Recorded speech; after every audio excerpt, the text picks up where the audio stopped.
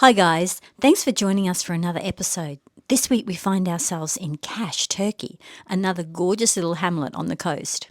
We also share a story how we help someone overcome their anxiety that was stopping them from sailing. And another cheeky Portofino update, inside tour. Tell us, what do you think? Will they be finished in December or not? We are John and Ali, the Barefoot doctors, sailing and travelling around the globe. Join us as we share the adventure and explore the beauty of the world.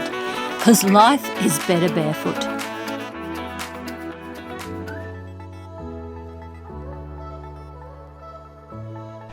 We are sailing from Kalkan, which is just south of Fethiye, to Kaş, or Kaz, K-A-S. It's only a distance of about 15 miles. That we're doing today from Kalkan to Kaş, but we're now sailing this short distance in 6.5 or 7 knots of wind with the Oxley up, and we're doing 4 knots. That is lovely. Elizabeth and I put it up. Obviously we're not single-handed, but we're two-handed, and there you have the Oxley flying in all its glory. Look at this. Glorious. Oh, we do love the Oxley. And no, we're not sponsored by them either. It's just a really great sail. Once you know how to do it, if you watch John's videos, once you know how to do it, it gets easier and easier. So the wind's dropped down to 6 knots and we've slowed to 3 knots. And there's a bit of flogging happening to the sail, but we're still making progress. We've got 7.5 miles more to go, so 2.5 hours at 3 knots, and we'll be there. Better than running the engine. Now the other thing that I think is of significance here is I'm using the sheets from the Code Zero, which are much thicker than what Oxley recommends, so they're heavier. But despite that, we're sailing in 6 knots of true wind, and the sail is holding itself up. So that is nice. And it means we can sail and not have to motor, because without the Oxley we would definitely be motoring. We're not going very fast. We were doing much better when it was 7 knots and we were doing 4.5 knots. But now we're getting this bit of flogging from the wind. So we're getting well before dark, and that's really all that matters. Kaş, Turkey is a charming village located on the Mediterranean coast, known for its stunning natural beauty, rich history and vibrant culture. Its population is about 8,000, or 8,002 now that we've sailed into town. Kaş also boasts a lovely marina with great amenities, but the weather is calm, so we'll just swing off the pick instead. Double salt. No. Into a pike. The trouble is if I do a backflip. Don't, you've got a full belly. Gotta go quickly. Go on, quick! Go on, quick! Beautiful! My turn to get in, guys. Look at that colour of the water. It's just sensational. Turkey is so underrated, I tell you what. It's absolutely delightful. So this is the benefits of having a catamaran. Look at this, look at all that shade, and look at the colour of the water under here. Superb. Look at this bridge deck clearance. Look at that clearance. That is amazing. And what do we do when we get under here? We do a little bit of exercise. We do some exercise, don't we, hon? 1, 2. So we usually do about 15, a set of 15. Then we have a break, and then we do another set of 15.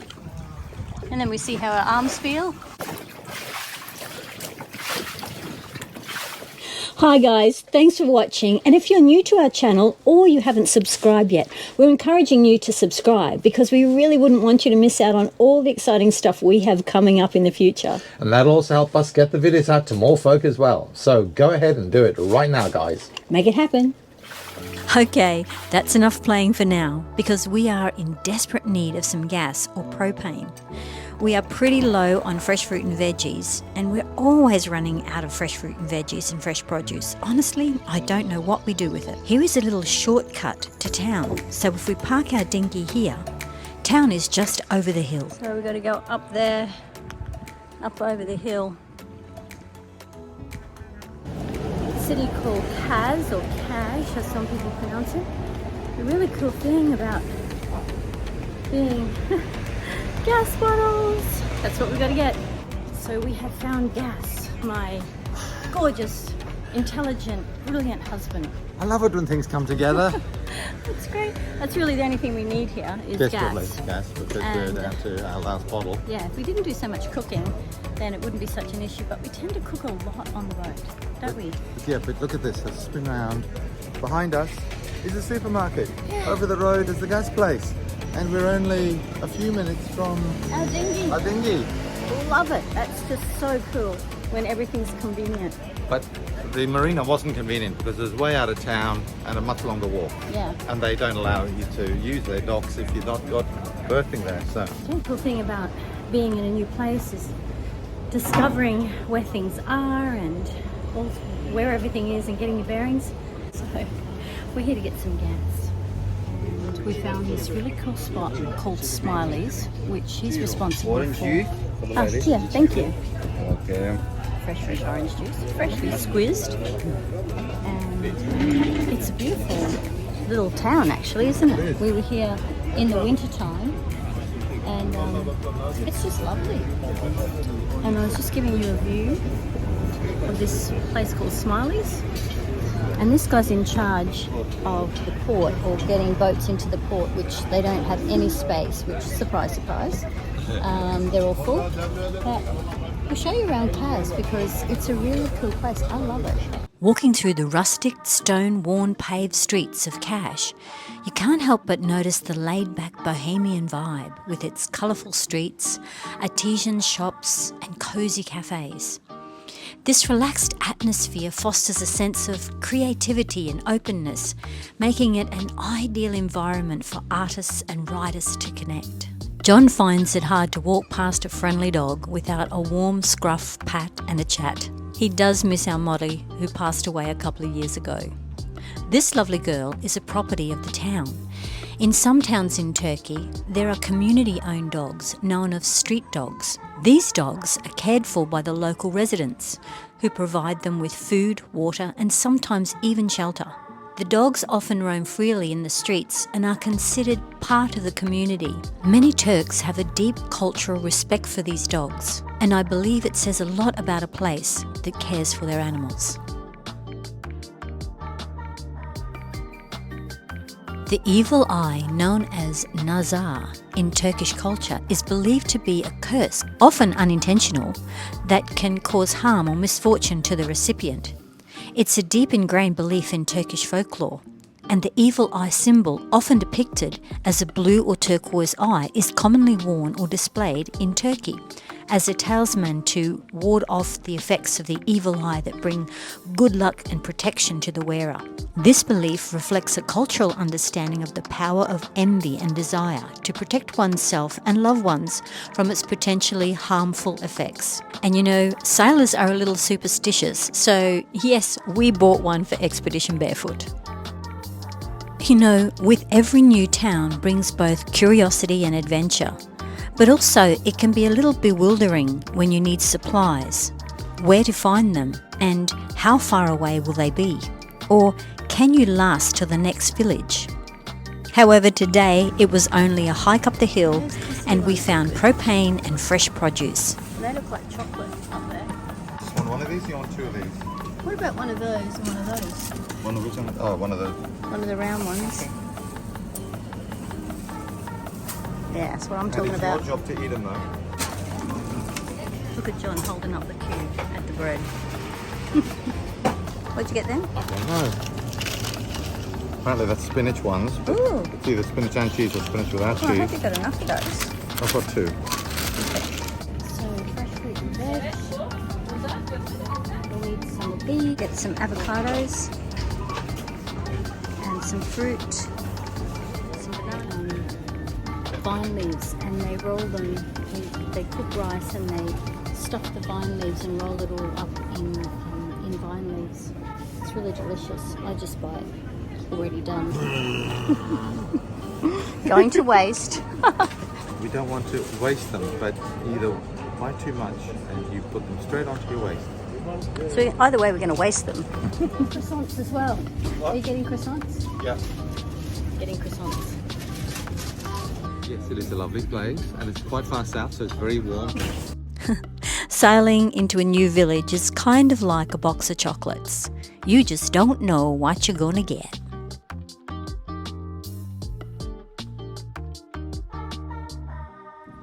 I must say, John's very good at navigating not only the water but navigating on land.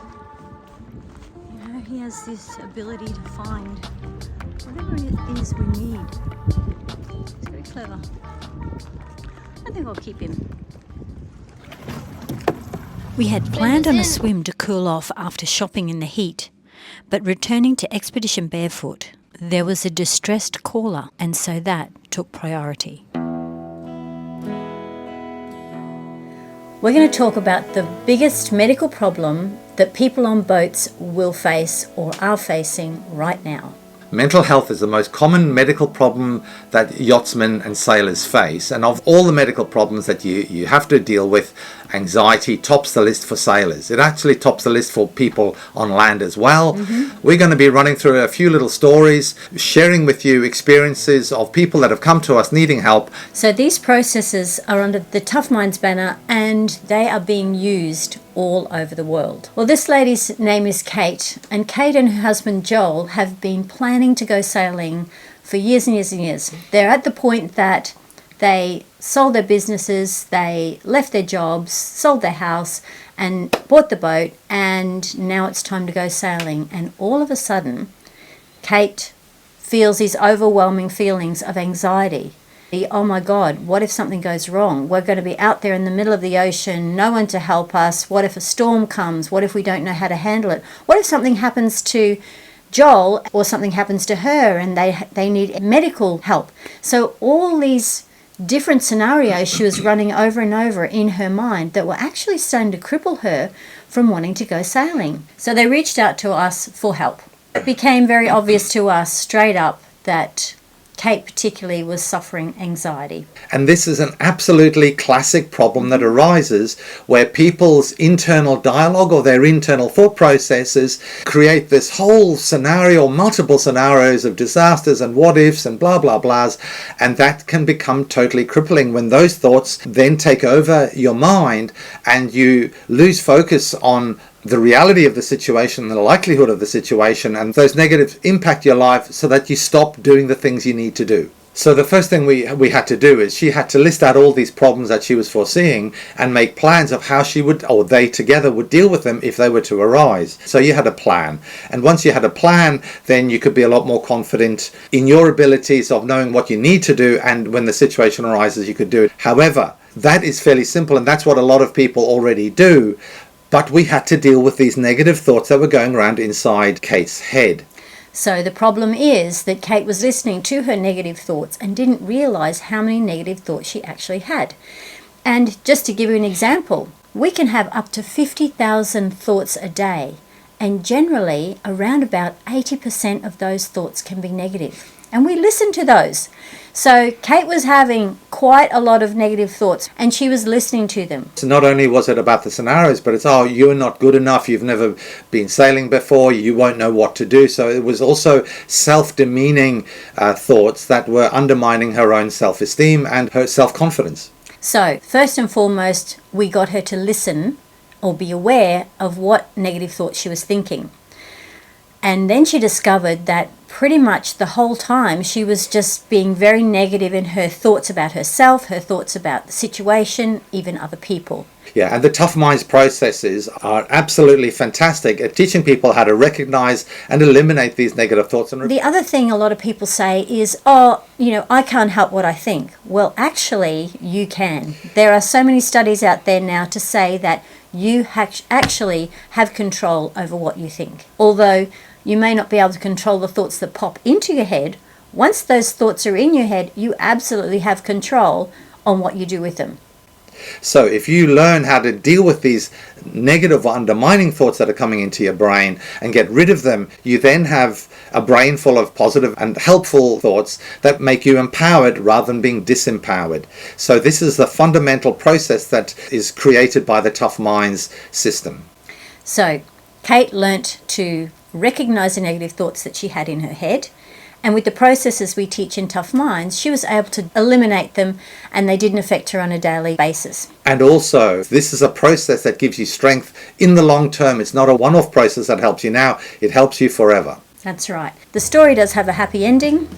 After practicing the techniques and getting her head around what she had to do to beat these negative thoughts, they have now been sailing around Australia and really enjoying their new chosen lifestyle and enjoying their life thanks to Tough Minds. These Tough Minds processes are absolutely phenomenal at successfully getting rid of those negative thoughts and clearing up your brain to have a powerful positive mindset. These processes are so successful and have such phenomenal statistics, improving people's mental health scores by over 50%, which is just remarkable and much better than drugs. And cheaper too. No side effects. So guys, we hope you've enjoyed this segment. Please leave comments about whether you found this sort of information useful or not. We'll go through them and reply to all of them. Thanks very much, guys. Hopefully this has been useful for you or someone you know. Share with anyone you might think might need to hear this information, and we can help each other realize that dream.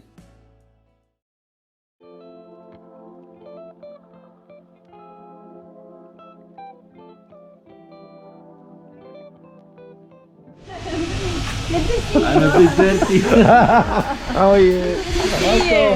Cute. Oh, and a new shirt too. We haven't seen this colour before. Too much of the good life, huh?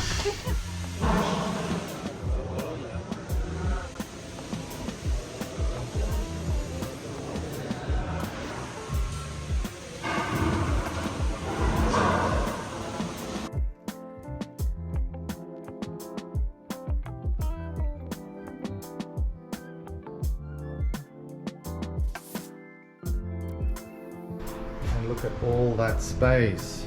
Arms right up to the roof. Can you reach the roof? Yeah, No, you can't. I can. On tippy toes. Oh yeah, look at that tippy toes. You know how tall I am. Oh, you're huge, honey.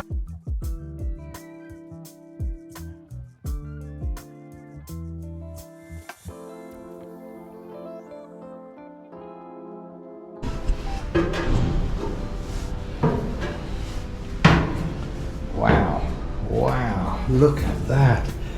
Now guys, this is the small engine room. It's only smaller because you've got a little bit of removed space on that side for the passageway from the master bedroom into the master head or shower. I'm standing actually where the shower will be. Now again, I'm standing at floor height approximately, and the ceiling here again is high.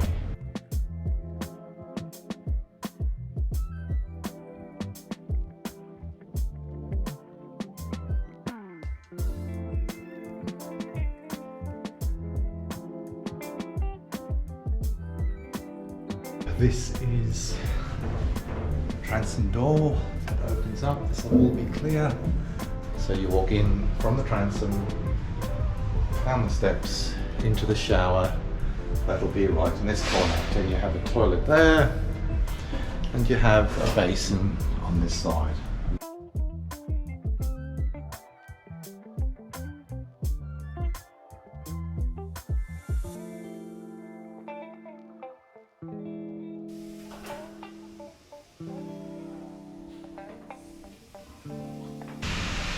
Now again, I'm standing on the floor. There is the ceiling. The floor is the top of the centerboard case. So these are just temporary. We'll have all the space from here right the way to there as the hulls. That front cabin will have a double bed out into the underwing.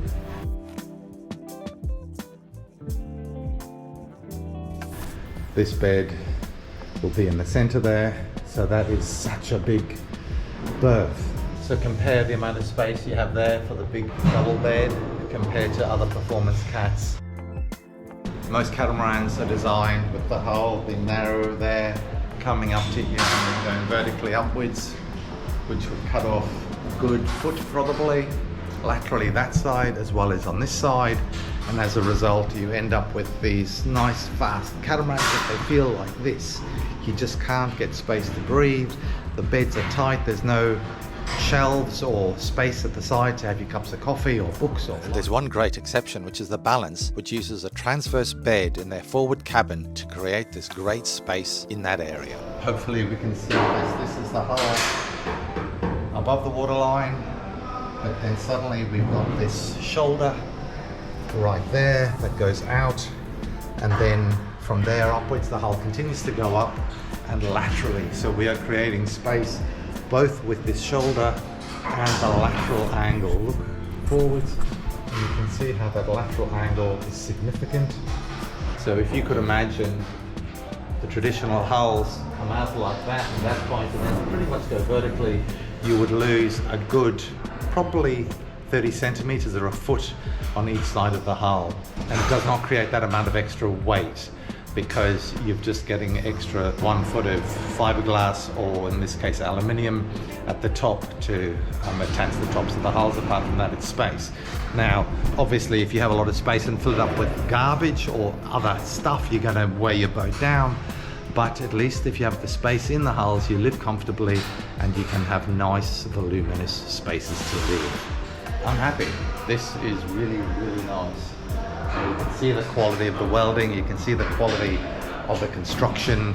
They're doing all the testing at standards higher than what's required even for commercial boats, and it gives you a lot of confidence. So here you can see the 20mm plates on the top of the fuel tanks, which are welded on to 20mm rings. So this avoids the risk of twisting or torsion that can result in leaks in aluminium tanks. Also, the tanks were tested to 0.5 bar of pressure, which is above the commercial requirements of 0.3 bar. And remember, this is only for commercial boats and not for private vessels. Just another example of the quality and levels of construction that Portofino use. This is fuel, is it? This is fuel. And that's... This is grey and this is black. Okay, great, yeah, so that's right. Black water, grey water fuel. All the way from that bulkhead through to here.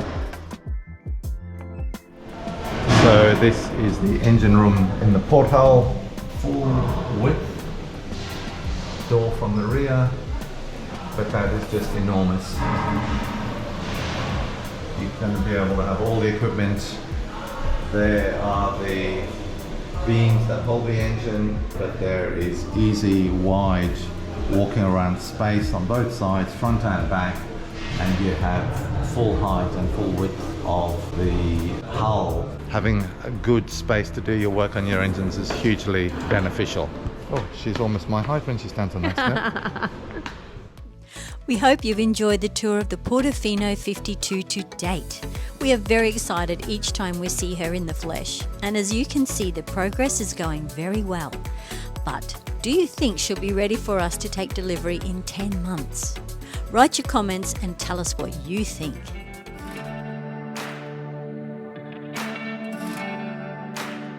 Thanks for joining us on this journey, and don't forget to like and subscribe. And if you want to be a part of an exciting way to save lives around the world, join our Patreon family and get up close and personal with us.